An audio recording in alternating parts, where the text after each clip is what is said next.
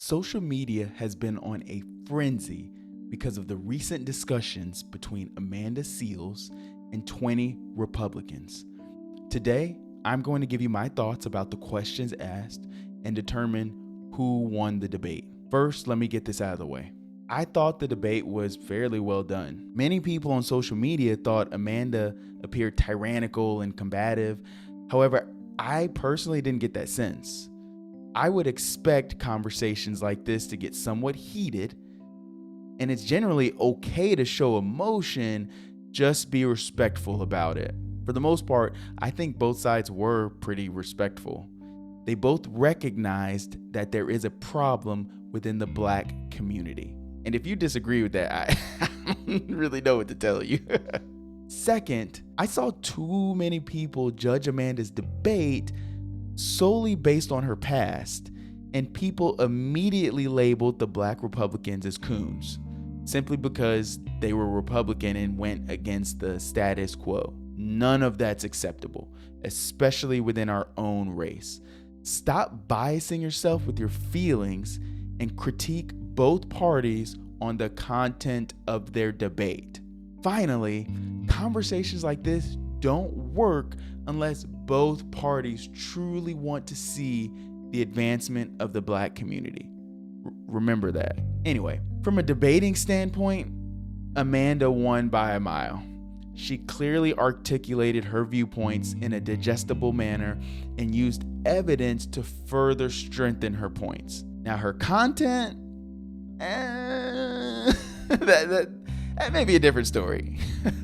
On the other hand, the Republicans just didn't seem prepared. Their answers lacked substance and were the same superficial answers you see on right-wing news channels.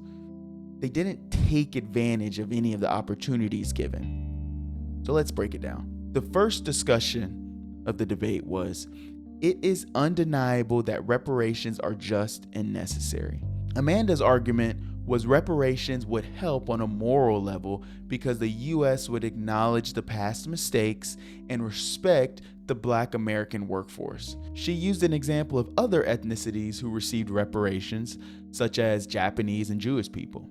She mentioned that reparations are not just from slavery, but from more modern injustices that affected Black folks, such as redlining. She argued the government can funnel resources into Black communities. None of the Republicans directly answered the question about reparations. They oftentimes just deflected. So here are my thoughts. I partially agree with her points. First, let me say, statistics do matter. She mentioned something about statistics don't matter. I don't know what she's talking about. I think she meant statistics can be sometimes inaccurate, they can be manipulated, or they can be misinterpreted, but they do matter a lot. Her reasons for reparations are valid, and I agree reparations are just. For example, Germans paid Jewish reparations as early as 1952 to acknowledge the hardship and suffering while also trying to restore its own reputation. They were used to help struggling Jewish families get back on their feet. Germans also paid reparations to Israel and to the Jewish Claims Conference.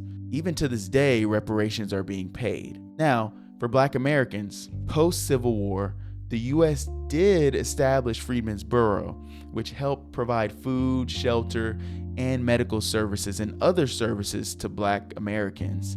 However, it received major pushback and was severely limited in its funds. It only lasted about 7 years before it was abandoned. Reparations were certainly necessary immediately post-slavery. That is without a doubt. The U.S. should have followed the exact same blueprint as the Germans when slavery ended. Reparations to the individual families, as well as reparations to spearhead Black ownership, should have happened. Reparations that funded education and financial initiatives during a time of mistrust and economic uncertainty would have gained trust and helped Black folks build capital. And capital is wealth. Instead, slave owners were given reparations, lynchings continued, and blacks were continued to be economically segregated. Wealth was produced in white slave owner households, and that wealth was passed down. However, black slaves had nothing to pass down. The majority of us were expected to walk without a backbone. The U.S. had several opportunities post-slavery to grant reparations. When Black Wall Street was burned down, the government should have been used to fully restore the district. Huge opportunities were missed, and the U.S. should have acknowledged that. But what about now? In today's time, I'm skeptical reparations would benefit us. Her argument that redlining practices were only recently banned and that slavery wasn't that long ago is a valid and decent argument. But the main question you need to ask is, can Black Americans recover without reparations?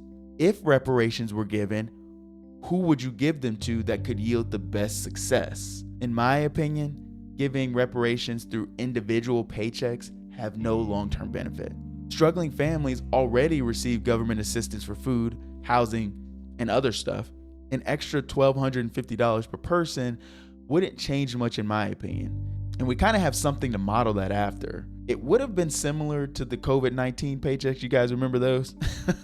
Those checks had no significant long-term impact. Some people were using them, to take care of their bills during the COVID era, but many other people were just using it to go shopping or to buy that new car or whatever. Now, I know that's a gross generalization and you can't directly compare the two, but my main point is that small amount of money, in my opinion, would not sustain long-term wealth for a problem this big.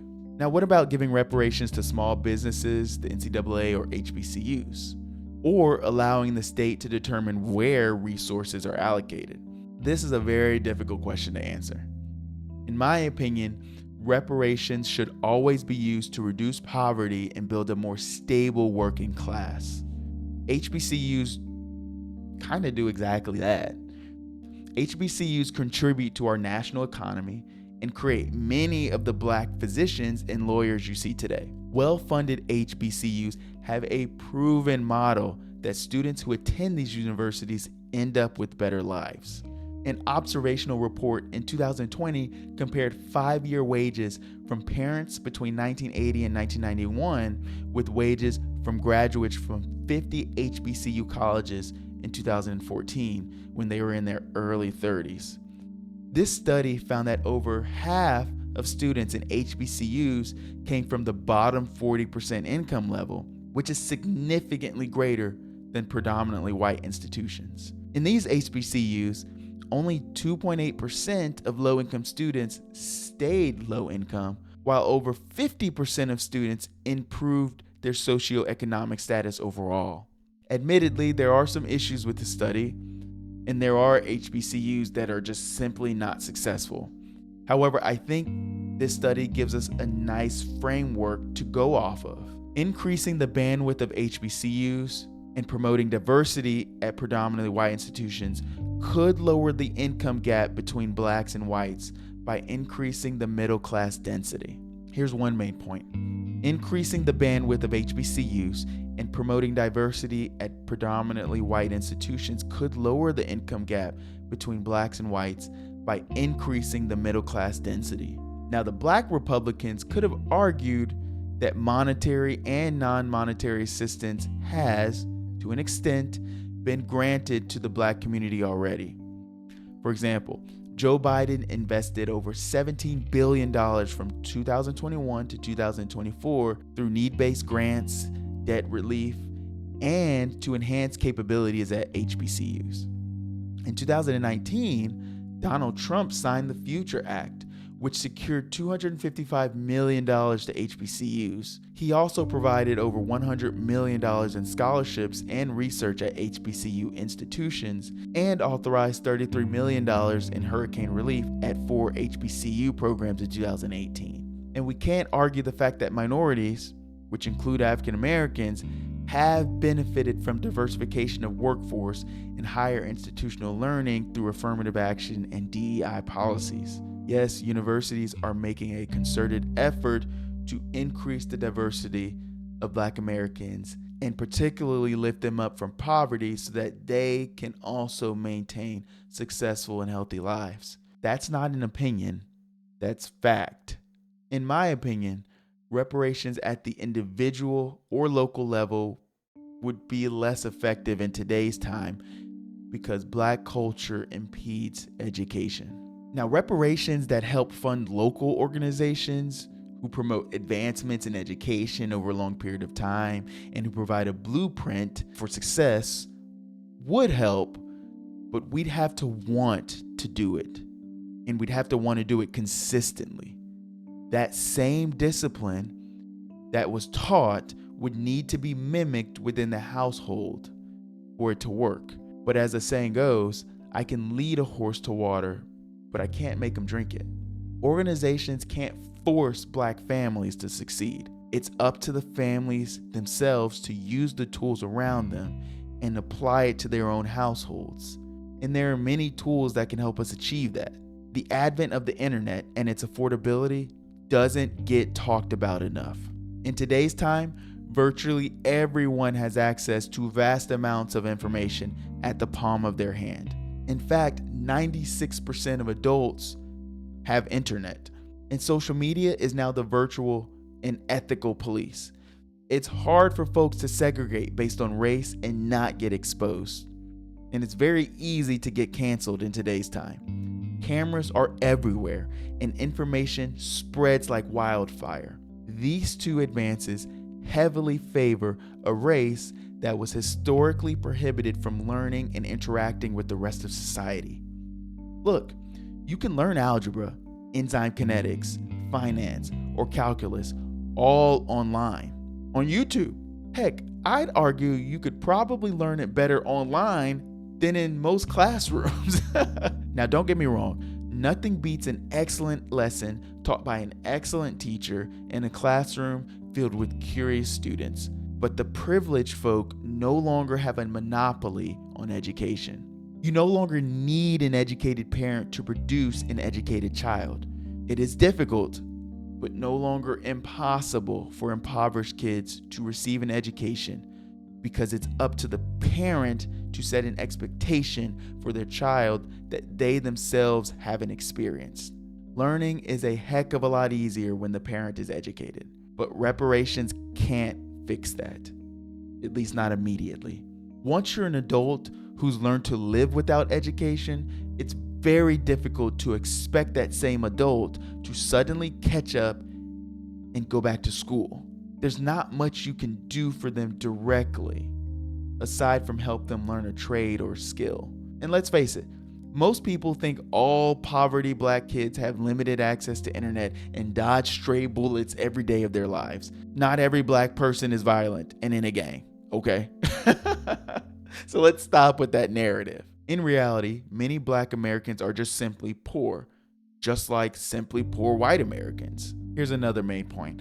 I'd argue that if the internet and social media was as prevalent in the 19th century as it is today, Black folks would be in a much more advantageous position because they would have fully taken advantage of the new opportunities simply because they would have had no choice. Government assistance programs have been effective in reducing overall hardship in low-income Black families.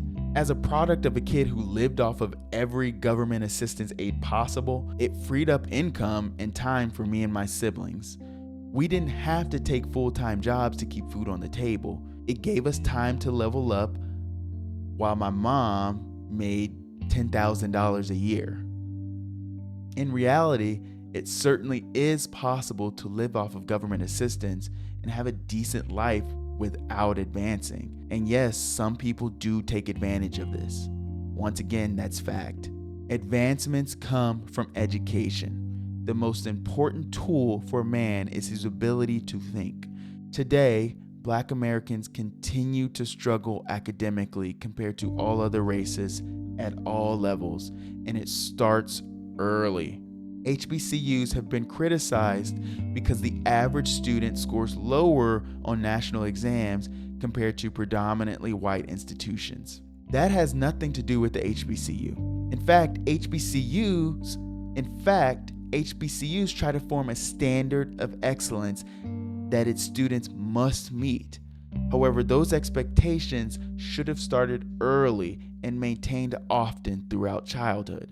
The National Assessment of Educational Progress, also known as the NAEP, is a program that has evaluated the educational performance of children and teenagers at grades 4, 8, and 12 since 1971. Historically, blacks have had the lowest math and reading scores since the NAEP was formed at all age levels. In the 1970s, early 1980s, and early 2000s, the reading scores among black students improved and lowered the gap between whites and blacks. But since then, the gap has been stagnant and has even widened. The most disheartening part about this data is white 13-year-olds have scored higher than black 17-year-olds in reading and math for at least 2 decades. That's just unacceptable. Critical thinking, intellectual curiosity, and the desire to learn are taught and engraved in children at a young age. Look, I hope we all know this, but poverty and education go hand in hand. You can't get out of poverty without education, unless you entertain through football, rapping, dancing, content creation. That is one of the biggest problems plaguing Black Americans. Society has somehow taught us that our values come from our athleticism or singing and dancing, especially in men. In fact, our culture is intertwined within these professions. But guess what? I don't need to be smart to throw a football or run 100 meters. I just need to do the bare minimum to get a scholarship. Universities and the NCAA push this agenda. Athletic scholarships significantly lower the academic standards. When Black Americans were segregated from sports, we didn't have a path to success. Now we do. It comes at the sacrifice of education. In 2018, it was estimated that 40% of high school football players were Black. In 2024, the Sports and Society program started a national survey of about 1,840 parents that assessed parents' perceptions of the state of youth sports in the United States. Black Americans rated the pursuit of a college scholarship and pro sports opportunity as 23% and 26% more important than white families, respectively. Black Americans are at least 3 times as likely to play football compared to whites. And it's not just athletes. We as Black people have this infatuation over entertainers that's more than superficial. It's deep, it's layered, and it's engraved into our culture. And that always hasn't been the case. Us as Black folks used to use entertainment as a way to express our struggle and our hardship. We used to use music as a tool for hope, for passion, and for change. But today's time, I don't know. And don't get me wrong, it's okay to listen to the music that we're listening to today. But I think we have a problem separating the contents of what's in the music from our own reality. We take our music artist too seriously as a whole. And I'd argue other races do not take it as seriously, again, as a whole. And don't get me wrong, I love football. And athletics also has its importance. Football and other sports act as a source of community, maturity, and empowerment. But for some reason, we can't equally place education on the same pedestal. Aside for the LeBron James of the world, athletes aren't the best role models. They aren't good role models. I can't tell you how many kids I've heard saying, I want to be just like Tyreek Hill. Do you really?